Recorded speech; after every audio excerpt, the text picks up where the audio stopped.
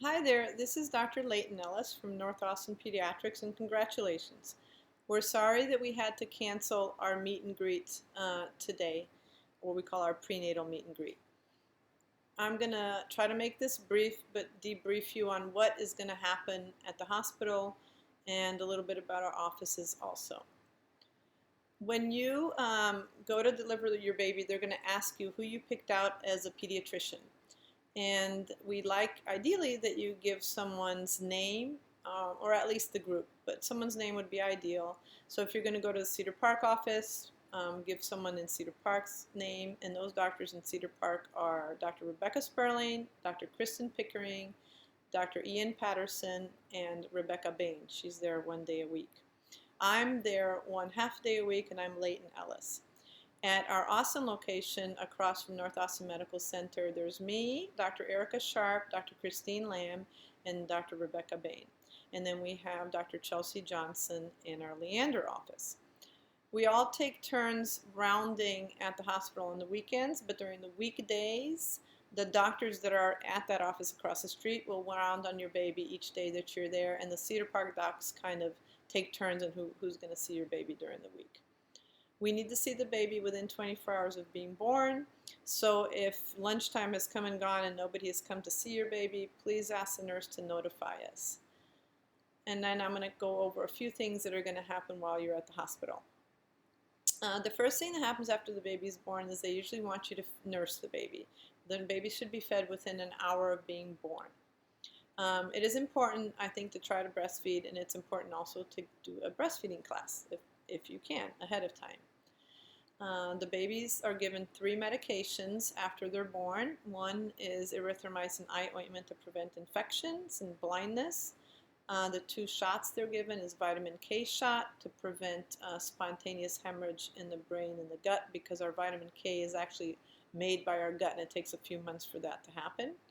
And the other shot is the hepatitis B vaccine. That vaccine doesn't cause fever or sore leg, and it's fine to be given to the baby. It does give the baby some protection against hepatitis B in case the mom or someone in the family was positive. So that is a very important shot to give there at the hospital. Once you're at the hospital, we do like the babies to room in with you, and that means the baby's going to stay in your room so you can feed the baby when they need to, and you can learn their cues. There's a few tests that are also done in the hospital. The hearing test is very important, and we ask that you get that done at the hospital, even if your insurance doesn't cover it, which is by law, all the managed care companies in Texas have to cover that vaccine. But some may not if they're federally funded, but we do ask that you ask them for what the discount would be if you have to pay out of pocket and get it done in the hospital, because it's superior to the test that we do in the office. The babies also, at around 36 hours or before they go home, get a Jaundice Test, and that's to check the bilirubin level in their blood. Bilirubin is a substance that's inside red blood cells, and a little bit of it is good. It's a very potent antioxidant, but a little bit of too much of it is a neurotoxin. So we want to see kind of what level it is, and that determines when we need to see the baby in the office. And the babies break down their red blood cells because they have basically extra ones they don't need anymore now that they're out in oxygen. They had to share the oxygen with mom in utero, so they have a lot more red blood cells than they really need. They also will get a screening for critical congenital heart defect when they check the oxygen in the baby in 2 different sites. And we check a blood test on the little heel prick that they get done that gets sent to the state. That's called a newborn metabolic screen, and that's done after 36 hours of life. The babies might also have to get their blood sugars checked before and after feeds if you have diabetes or certain other conditions like medications that you take that could lower the baby's blood sugar. So be prepared for that if you end up having a high glucose tolerance test. The babies, when they're discharged from the hospital, we will tell you when we need to see you in the office, but it's usually 1 to 3 days after discharge, and that depends on how much weight they lost and what their bilirubin is. Will determine when we need to see you in the office. And we always work in newborn, so don't worry about not being able to get an appointment. We'll always get an appointment for you. But we do like you to call the office before 4:30 on the day of your discharge to make that appointment. And sometimes we have to see you on a Saturday morning if your baby is having too much weight loss, but usually the well visit schedules are going to be done during the weekdays. Our Saturday clinics are only for sick visits.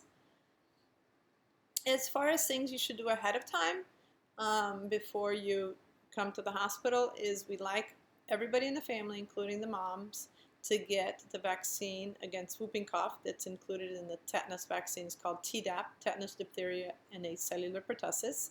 You should get that during your pregnancy because that gives immunity to the baby, and also your flu vaccine.